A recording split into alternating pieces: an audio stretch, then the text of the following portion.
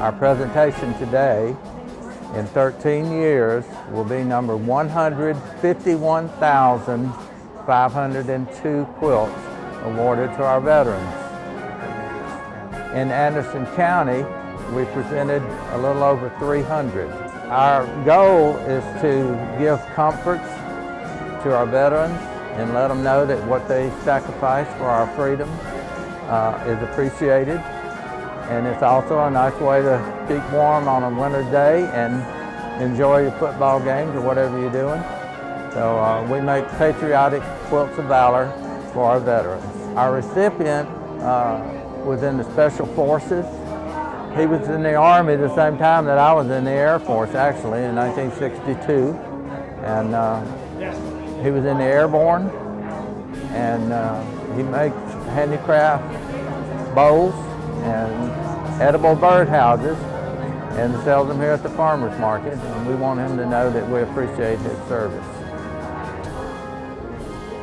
Denny, how are you? Good. I'm Tommy Forrest.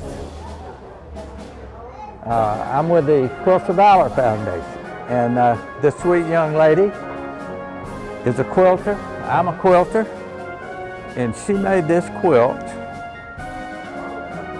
Well, you never will believe who she made this for. With no further ado, I'm going to ask you to step up here, and we're going to wrap it around you. And this is our way of letting you know how much we appreciate your service.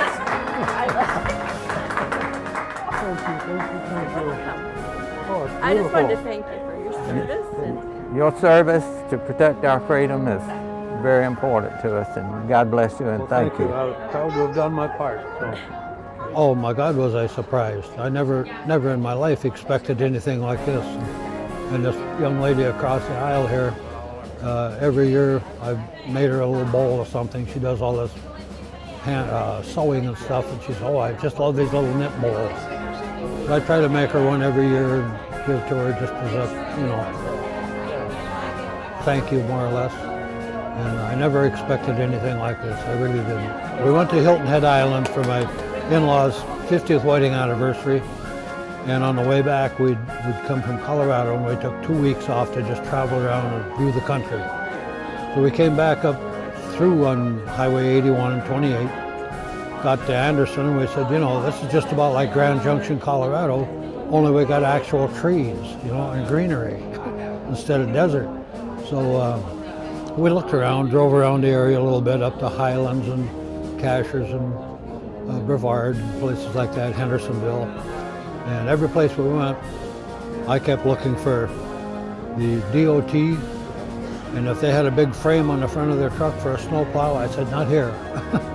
So we ended up back in Anderson, and we had like 2 days left to spend, and we went to a realtor, said we want to buy a house, and told them what we were looking for, and they pulled a few up on the computer. We went out and looked.